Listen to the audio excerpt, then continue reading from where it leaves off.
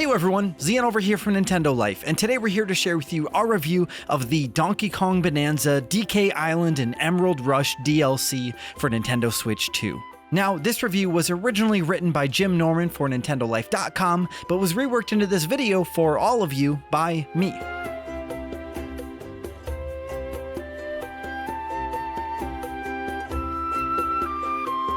We've become so used to Nintendo taking its sweet time with DLC rollouts, we assumed there was no way we'd get first-party add-ons within the first year of Switch 2.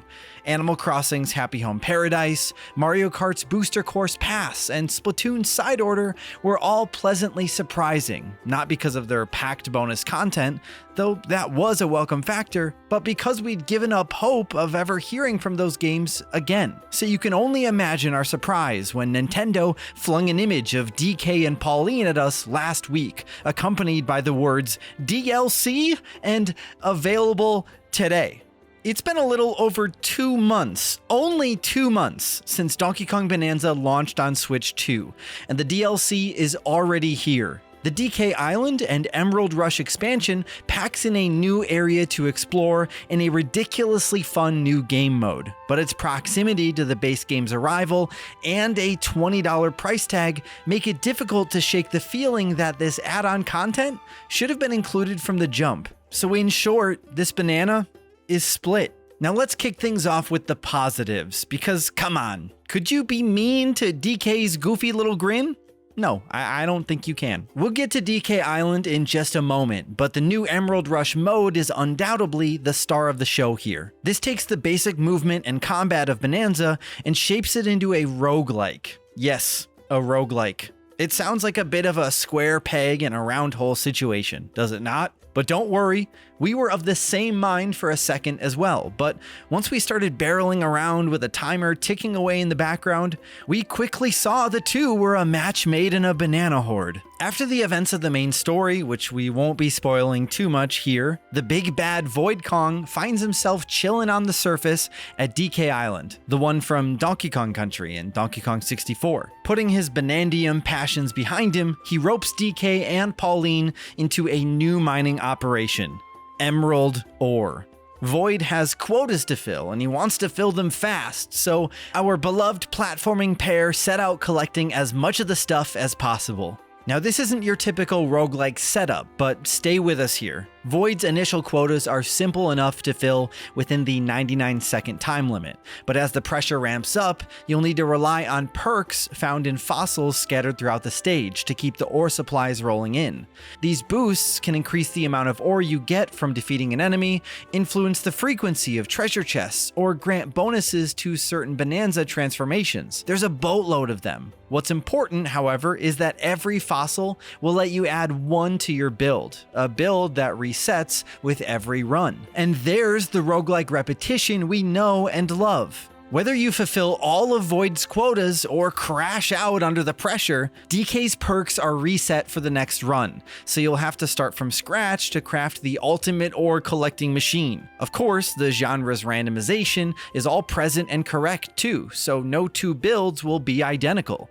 You can only make the most of the perks presented to you, after all. It's fast, it's frantic, it gels beautifully with Bonanza's destructive gameplay. We adored just how DK handled in the base game, and we got to really put our skills to the test here. The ever-ticking timer means rolls, jumps, and turf surfs are more important than ever, and there's even a meaty list of rewards that progressively unlock after successful runs that promise new outfits, perks, and the chance to go rogue on other layers. That said, the layer you'll start out on, and let's admit it, the one you'll want to spend the most time with, is DK Island. This is a brand new setting for Bonanza, and it looks every bit as enticing as you'd expect. DK's house is here, the DK-shaped mountain, even Grant Kirkhope's lovely little island theme from DK64 is here. In the new Emerald Rush mode, it's a joy to dash past these familiar surroundings en route to your next quota. But without Emerald Rush, this place is lifeless. Much like Odyssey, Bonanza feels built for bonus DLC worlds. A new layer with a tiny storyline and a handful of fresh collectibles feels like a no-brainer, right? But also like Odyssey, Nintendo doesn't seem to have the same vision we do. While pretty to look at and fun to run around, DK Isle has no unique Banandium gems or fossils.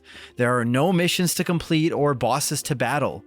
Apart from Squawk's statue hut, there's not even a shop with new merch. Sure, Emerald Rush brings some of those to the table. One of them crops up right at the end, but without the pressure of the timer ticking away in the background, the new island struck us as a massive wasted opportunity. As fun as Emerald Rush is, its addition alone doesn't quite feel worth the price of admission. If this roguelike island had cropped up in the base game, we'd be happy days all around. Ramby Rumble brought a welcome change of pace to the racing layer, so why not do it again? But as it stands, Emerald Rush feels lost in an otherwise quite bland package. If you've 100%ed the base game and are looking for an excuse to dive back in for more action, this is a good excuse to do it. You'll get more than a good few hours of roguelike smiles. If you're looking for something more substantial, you won't find it here though. We can't believe we're saying this, but after tracking down all 777 Banandium gems, 696 fossils, and 110 discs in the base game, this DLC really could have done with some more collectibles. Donkey Kong Bonanza, DK Island, and Emerald Rush feels like a split banana. The new roguelike mode is a lot of fun, gelling surprisingly well with the game's core mechanics, and giving us a welcome excuse to swing back into our beloved Bananza. But the other half of the deal, DK Island, left us feeling a little shortchanged with the lack of appeal outside of the new game mode. Bananza constantly reminded us of Odyssey as we played through the base game, and now it seems, much like its platforming predecessor, we're going to be forever thinking about the DLC potential that never was. We here at Nintendo Life give the Donkey Kong Bonanza, DK Island, and Emerald Rush DLC on Nintendo Switch 2 a 7 out of 10.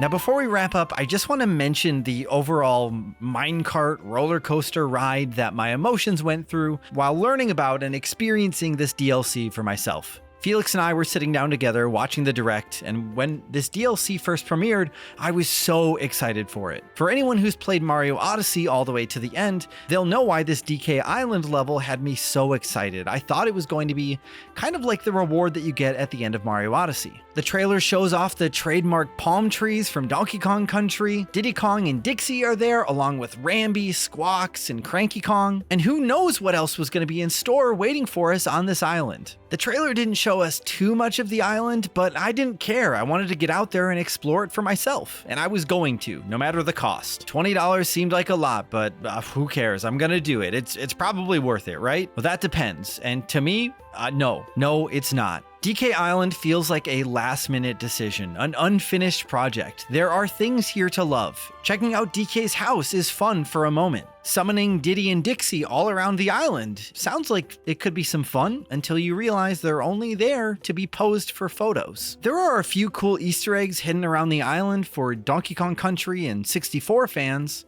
but there's nothing really to interact with, and as Jim said, there aren't any new fossils or Banandium gems. Now this DLC pack is incredibly new, and one thing that Nintendo could do later down the road is add some new Banandium gems to this island. They could try to give this DLC pack more purpose if Nintendo realizes that people are unsatisfied with it. Now I don't work for Nintendo, so I can't possibly imagine how much time and effort that would take, or what their future plans are for Donkey Kong Bonanza, but boy, if they have any, I hope they add more to this DLC. Now, I did enjoy the time that I spent with the Emerald Rush portion of this DLC, but it all around just still feels quite empty, lacking overall purpose. And one might argue that plenty of video games lack general purpose, and that's fine. But I can't really see myself returning to this after I've managed to unlock all of the collectibles. One little change though that could have had me coming back to this mode again and again over the next 10 years is if they made this multiplayer. If you were able to dash around a layer hunting down emeralds against a friend, maybe just in local multiplayer, maybe not online, I think this would have added a lot more longevity and a lot more excited to the overall experience, and it would have made that $20 price tag feel not as bad, as multiplayer can breathe so much more life into a game. This is definitely a try it before you buy it sort of thing. If you've got a friend that maybe has already purchased this, go give it a shot on their Switch 2 first and see what you think, because you might not want to spend as much time on DK Island as you thought. Now, of course, if you enjoyed this video and you want to see more videos like this, then why don't you pound that subscribe button into Emerald Mush and then ring that notification bell to be notified whenever we put up new videos like this. Thank you all so much for watching, and thank you to Jim for diving back into Bananza after spending all of the time with it. I'm Zion from Nintendo Life. Stay safe out there, and we will see you all next time.